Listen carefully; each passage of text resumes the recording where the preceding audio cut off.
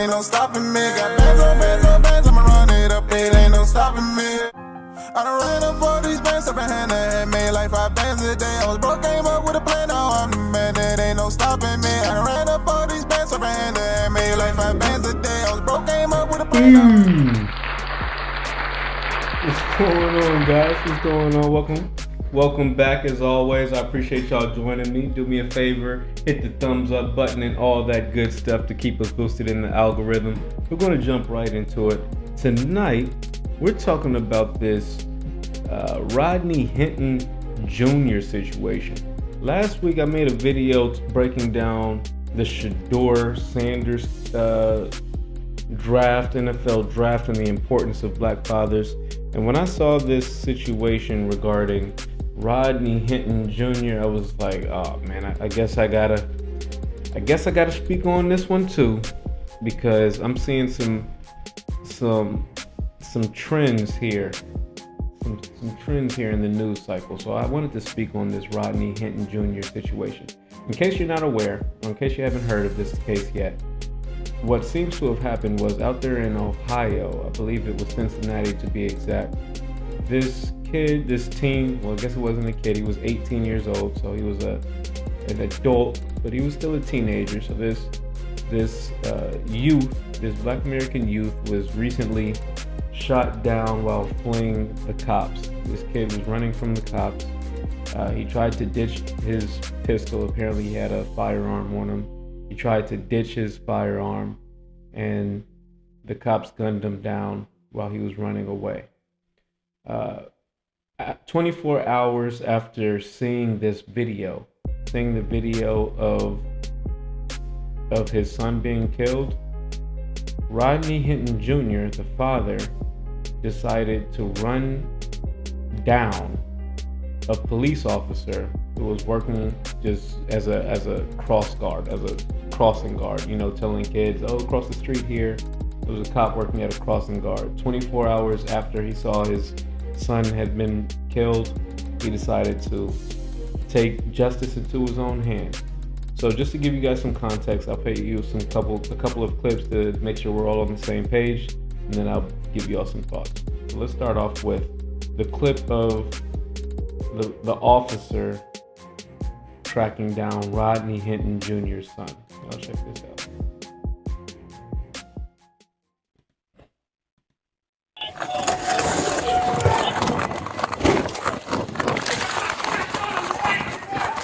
Go. Very short clip. They said that all of 7 seconds elapsed between officers arriving on scene, shots being fired, and this young man dying. So we can see here, despite what the police officer put in his report, he says that the kid, or this 18-year-old man, this young teenager, pointed a gun at him. We see in the still frame that there was not a gun pointed at him. Not only that, later a firearm was recovered at the scene. It was stashed in the bushes. It looks like, apparently what happened was this 18-year-old kid, this teenager, tossed his firearm and tried to run, right? He already had it on him. He knew, okay, if I get caught with it, the cops are going to kill me. Let me ditch the firearm. So he throws the firearm and he tries to run and fire, and the officers let him have it. All right. One thing I want to point out before we get into his father's response here is what the officers are screaming out is, he's got a gun, he's got a gun. They're not telling the kid, drop the weapon. All right. And I just want to point this out. There's certain key words, key phrases, I fear for my life. There are certain key phrases that they know invoke a certain meme, a certain image in your head. When he's saying he's got a gun, he's not talking to the criminal. He's not talking to the alleged criminal. He's not talking to this teenager. He's talking to his buddies. He's got a gun is code for shoot him. All right. He's got a gun is code for shoot him. If he wanted to if they wanted to arrest or apprehend this guy, it would have said, drop the weapon. All right. I want to point that out. Now, Well, let me show you guys the response here. The response that his father made 24 hours after seeing that same clip that we showed you.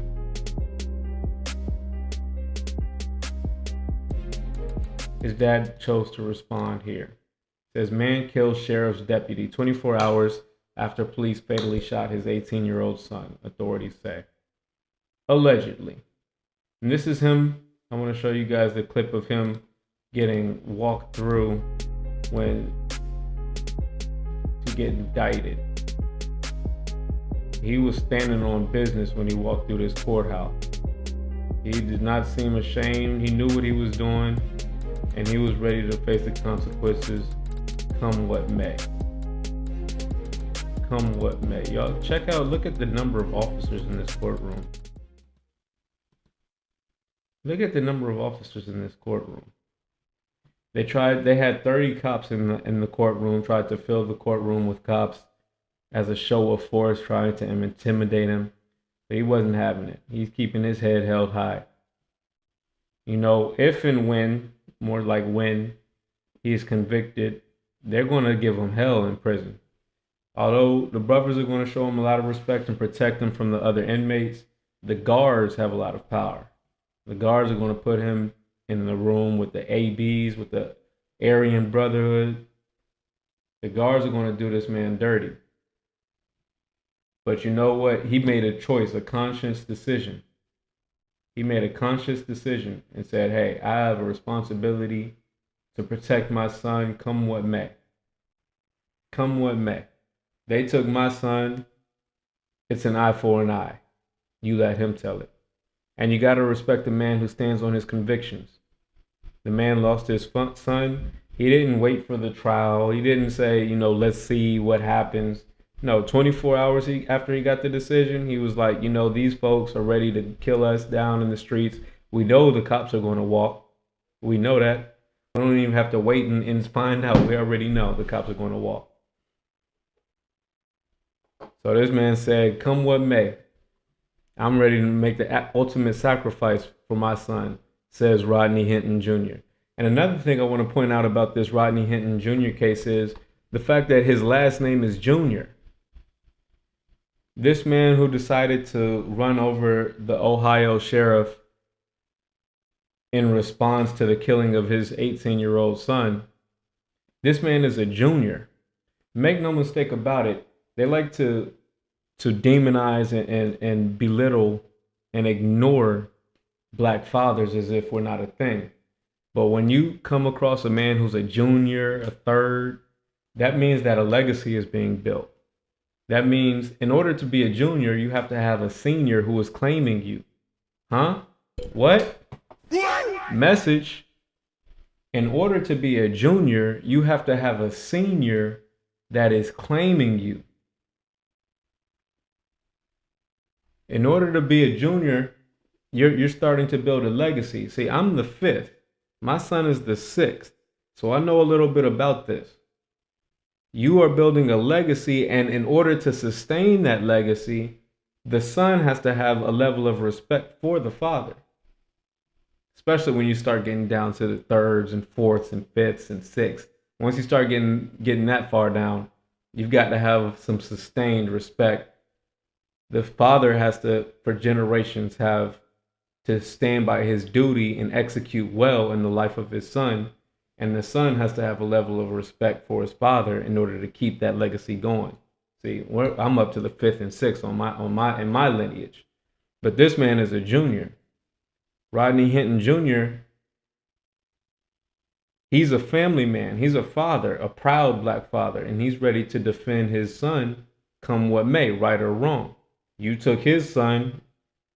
From his perspective, hey, I don't care about the ifs, the whys. I don't care about nothing. Who was right, who was wrong. You killed one of mine.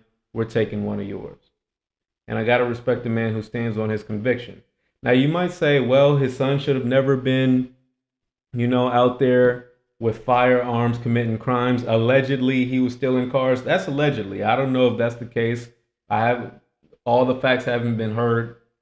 So allegedly, the kid was out there, 18 years old, stealing cars. People say, oh, he shouldn't have had a firearm.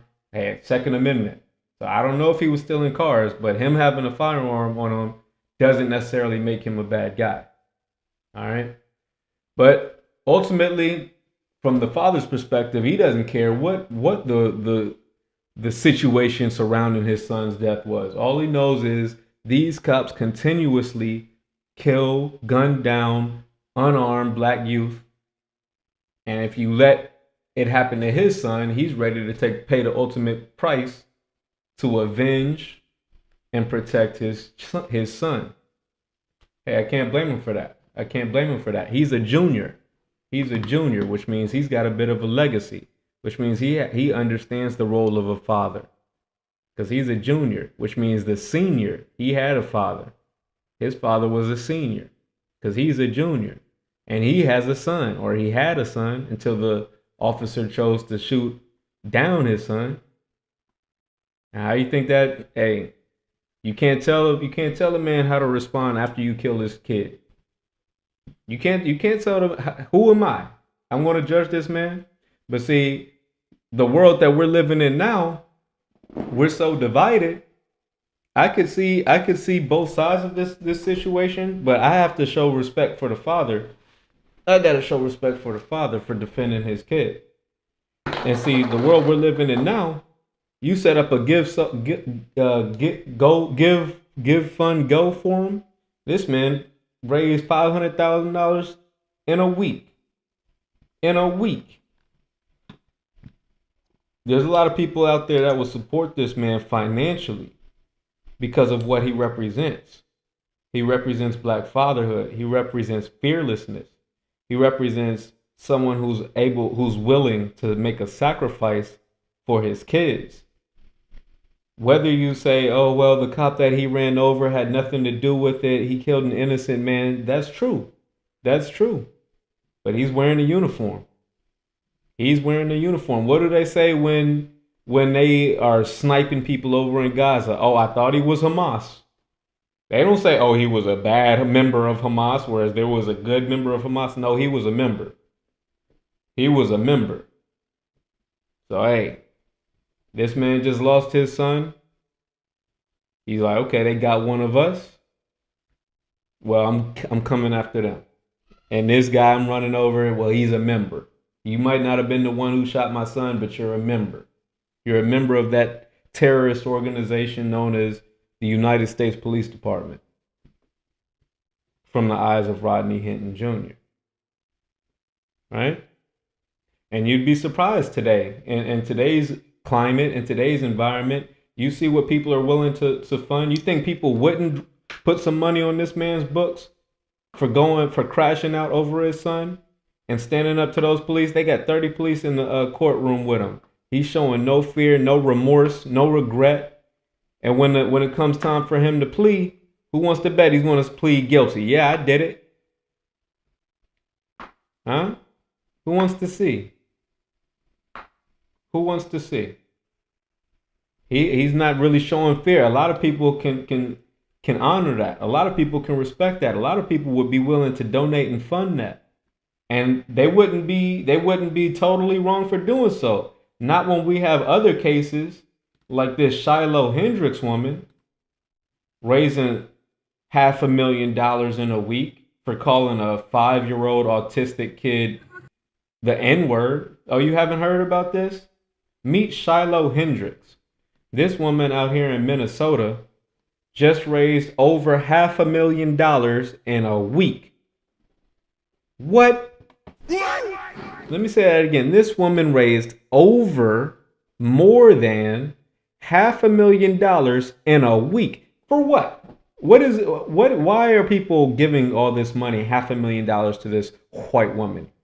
Did she, does her son have cancer? Are they battling a medical situation? Or why are people just so touched by her story to where they want to donate $500,000 to her cause?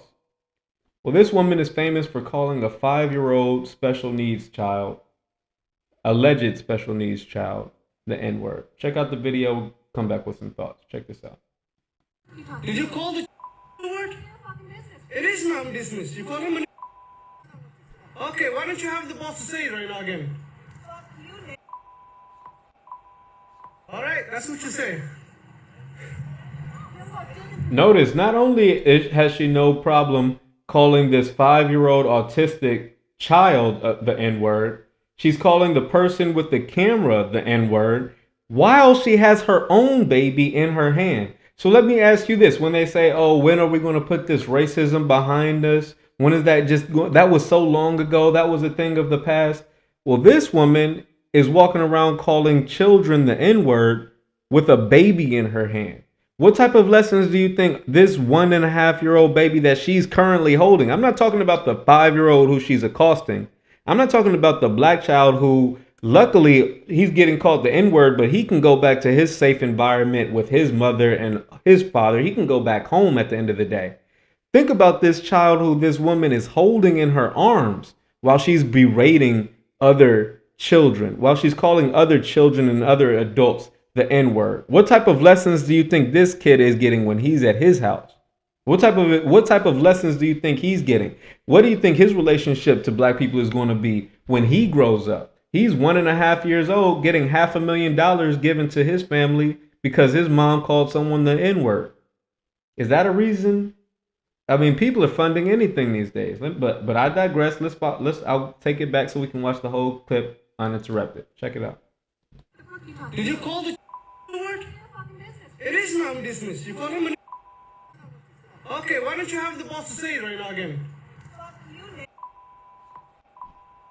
Alright, that's what you say.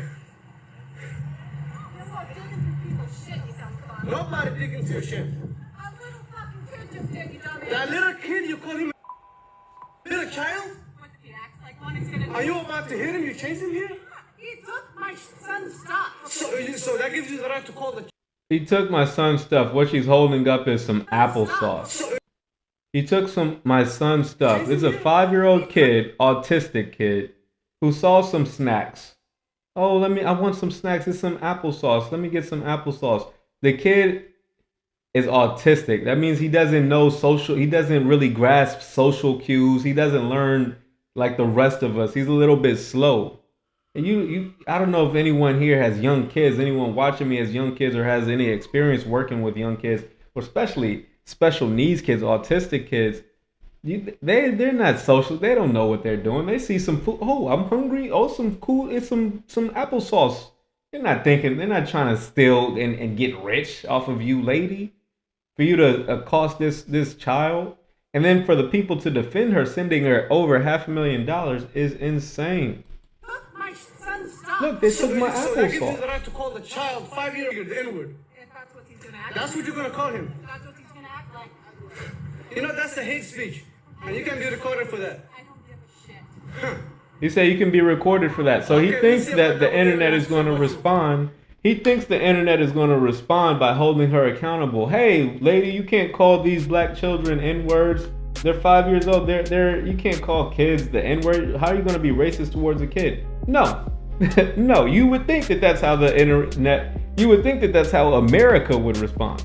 But no, of course you would be wrong. America instead decided to fund this lady. They decided, hey, we need to make this woman a millionaire because she has the balls to racially assault children. So far, she's raised $684,000 out of the $1 million goal. Look at her in a week. This is what she's been able to produce. Give, send, go. By the way, guys, we're going to need a black app. Where are my black techies? We're going to need a black give, send, go, because give, send, go is getting a percentage of all of these. When you're talking about the Carmelo Anthony case and people are upset, oh, you know, Carmelo Anthony made $500,000 for his family's defense.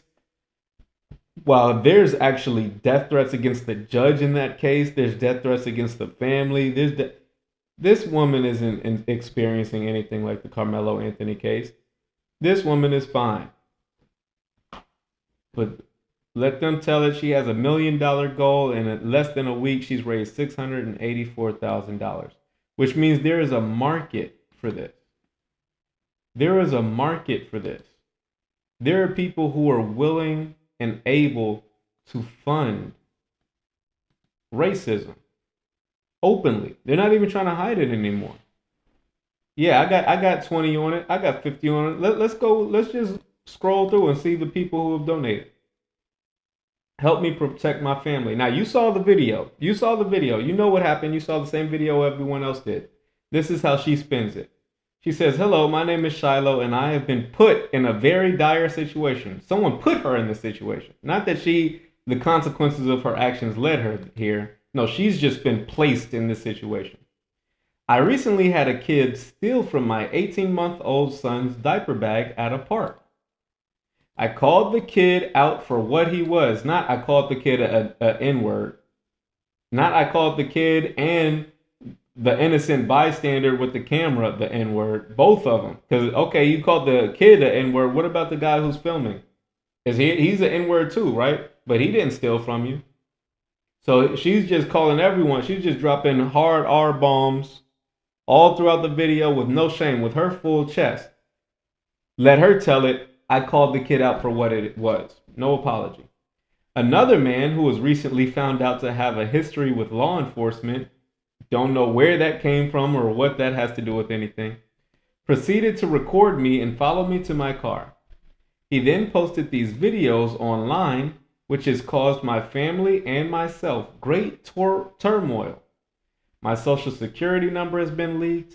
My address and my phone number have been given out freely. My family members are being attacked. My eldest child may not be going back to school. Lady, your eldest child has been a dropout. This woman looks like a full meth head. She's going to use this as an excuse. Even where I exercise has been exposed. So this woman has raised $600,000. That's more than enough money. $50. Aaron, $10. No apology necessary, $20. Anonymous giver, $10. Yeah, they're dropping it. They're dropping it. Oh yeah, we got some money for you, sweetheart. We got some money for you. You're willing to call these black children, 5-year-old children, the N-word? Oh yeah, and you're not scared? White supremacy is lucrative. This was her update. This was her original post, May 2nd. Where do I even begin? This is her update, May 2nd. Where do I even begin? The overwhelming support that my family and myself have received is unbelievable. I've never felt so scared, yet reassured in my life. It's truly a whirlwind of emotions. This woman feels like she just won the lottery. She's probably going to overdose a month from now. Watch, 6 months from now, you're going to be seeing it on the news. Shiloh Hendrix. Real shit. I'm joking, but on the low, I would not be surprised if this woman overdosed in 6 months. We are currently doing okay. No one has been harmed. We know you're doing okay. We know no one's been harmed. These people donating as if she's in trouble. In the Carmelo Anthony case, people are like, oh, you're donating to that kid who stabbed someone in self-defense. People tried to shame the people who donated to Carmelo Anthony. Meanwhile, and his family was literally being swatted. People were calling the police, filing fake police reports, swatting his house. People put death threats on the judge in his case. People put death threats on his lawyer, his entire family. And people were shaming him. This woman has out-earned him. This woman has made more money, and she's not facing a legal dispute. She's not facing murder charges. She can go home. She's perfectly safe. Nobody's doing anything to this woman. But we're currently doing okay. No one has been harmed. We know. And we're just getting by. Of course. We're taking the proper procedures in order to stay safe from these constant threats. Imaginary threats. Nobody's doing anything to her. I'm still very frightened, meaning please keep giving me money. And I don't think I will feel safe until we can escape completely. I won't feel better until I get the full $1 million. I am so grateful to all of you who have donated to my family. I never would have imagined that we would be supported to such an extreme. I would never imagine y'all are dumb enough to give me $500,000 for calling some kid the N-word. It still feels as if too good to be true. And it's all going to disappear, as it should. They should take down our give, send, go. It's such a strange feeling to be living in a blissful dream and a nightmare simultaneously. A blissful dream. The woman she hit the lotto. She hit the lotto. She called a black kid the N-word. People gave her $500,000 for it. She hit the lotto. And this is going to be their new blueprint.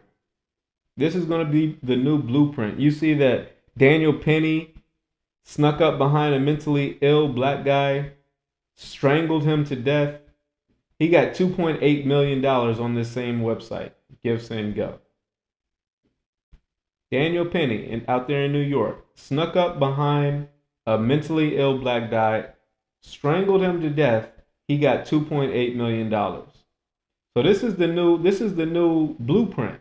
This woman calls a 5-year-old in the park the N-word, posts the video online.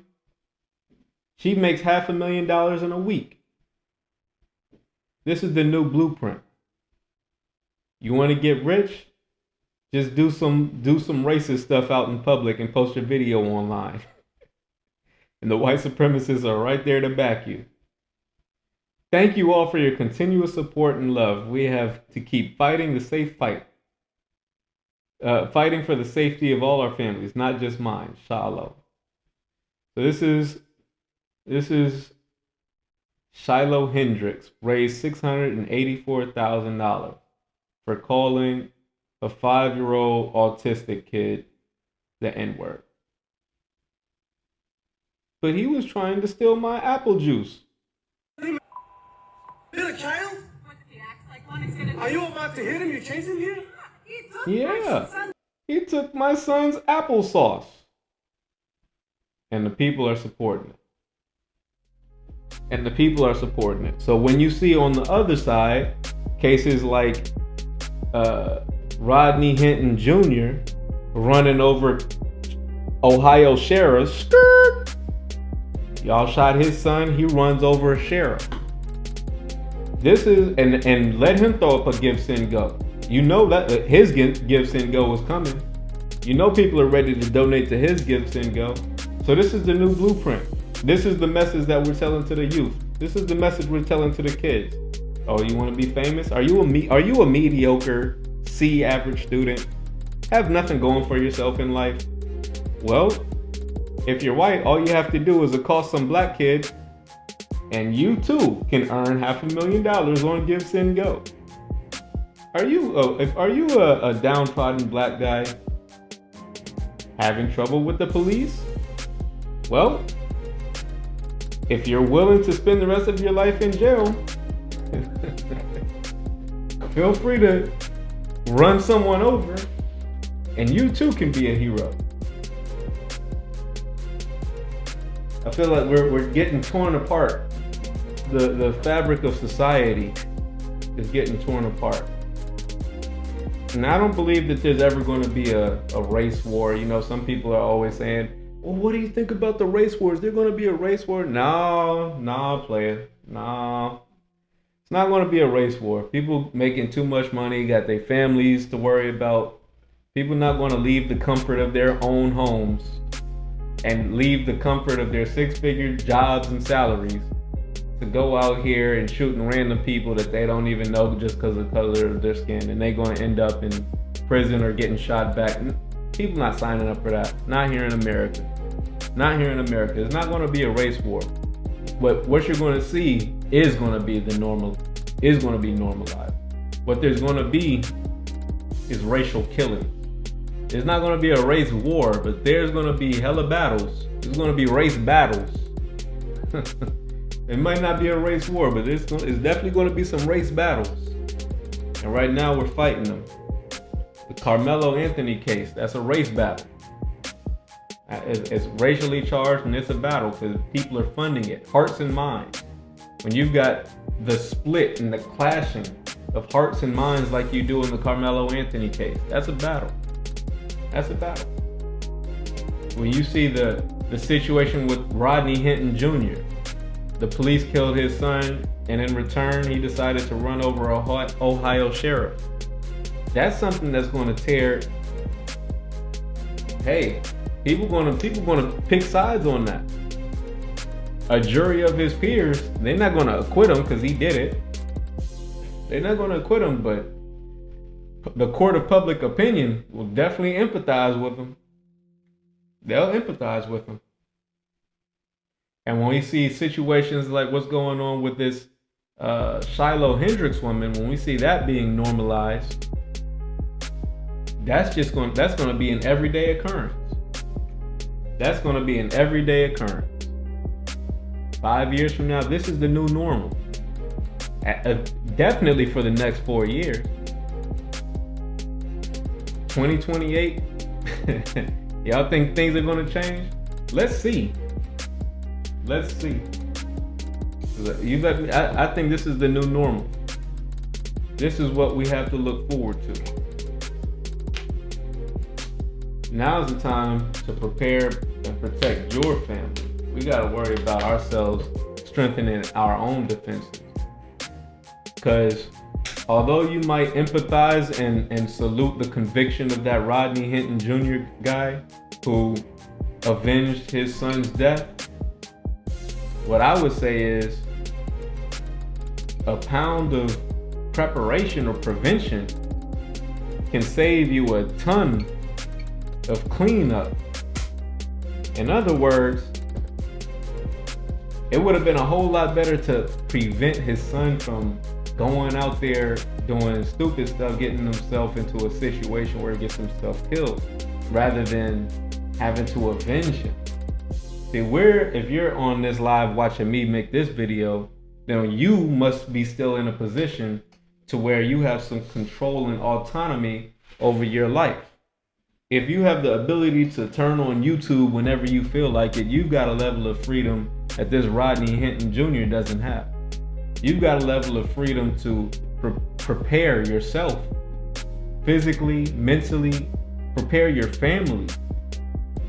Give them the guidance and the lessons to avoid these dangerous situations. Message.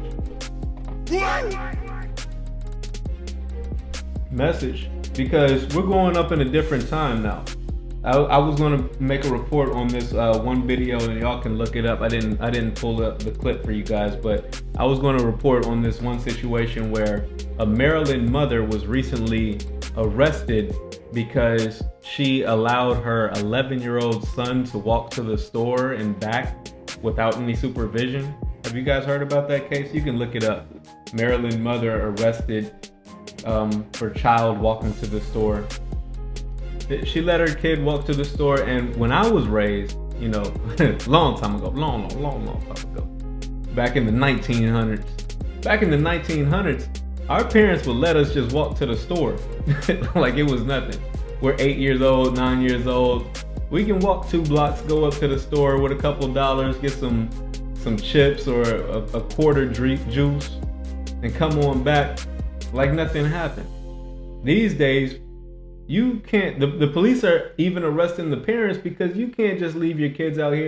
It's dangerous. You've got folks like this Shiloh woman who will attack your kid for no reason. Seriously. Yeah, she might say, oh, he was trying to take some apple juice. Listen, there's ways you can handle a 5-year-old. Hey kid, that's my stuff, get away. You don't have to start calling the kid all types of N-words and chasing him. The kid's running away. He's not taking your stuff. He's in fear. He's 5 years old, and you're gonna chase him. It's not like get away and he just leaves. No, you're gonna chase him. Come on now. We've got people out here you can't trust. You got Shiloh Hendrix in the world. You got folks that'll run up and try to instigate a situation with your child, with your son, for literally no reason. Because they're having a bad day and they know if they can provoke a response from your child, a soft target, then that'll give them all the license that they need to do something dirty to your kid, right? So we gotta be even more vigilant now more than ever before. It's not like the 90s, it's not like the 1900s when you could just trust that the neighborhood, trust that the community was relatively safe. That, okay, when the sun starts going down, it gets about 9, 10 o'clock when all the street lights turn on. All right, now we need to bring the kids inside. But when the sun is up, you would assume, okay, the sun is up, my kids can be out there and play while, as long as the sun is up, they're good. Not today. Not today. Today you let your kids go out there. It starts raining. They try to get out the rain. Austin Metcalf and his brother will show up, try to jump you. You know what I mean? You go to the park, like you. We're living in a situation where people are so angry and so on go. There's so much tension, it's palpable. Race tension and just tension, intra-group tension. There's just so much hostility, so much anger in society these days that people don't have constructive ways or constructive avenues to release that anger, and they are all more than willing to release that anger on that soft target you call a son, that soft target you call a daughter, that soft target you call a family member. All right, you call a wife. They're going to look for that soft target. So man, you better get on your push-ups. You better make yourself a not so soft target, so that one, if you're not a soft target, you can be a deterrent. See, staying physically fit isn't just about being able and competent to harm others if needs be. What it is it's a deterrent. When people see that you're physically imposing, when you're physically dominant, people tend to give you a little bit, let's look for another one. We're going to give him the benefit of the doubt. Let's keep looking. We'll get the next one. All right. So make sure that you yourself are not a soft target. Make sure that you yourself have the mentality or the mindset of let me stay vigilant and observant of my surroundings. And then you got to put that same level of observation, that same level of war readiness into your kids. But hey, that's just what I think. Listen guys, if you made it this far in the video, you might as well hit the thumbs up button. And if you haven't done so already, smash the subscribe button for more content just like this. Shout out to the kid, Rodney Hinton Jr. Good luck on that case, brother. You might not have made the right decision, but I can honor and respect your resolve in doing what you did. All right, good luck to you. To the Shiloh Hendrix lady, sit on it and spin, because that's just how we feel. Hey, I'll catch you guys on the next one. I appreciate y'all rocking with me. Peace. These bands up in hand, that had made like 5 bands a day. I was broke, came up with a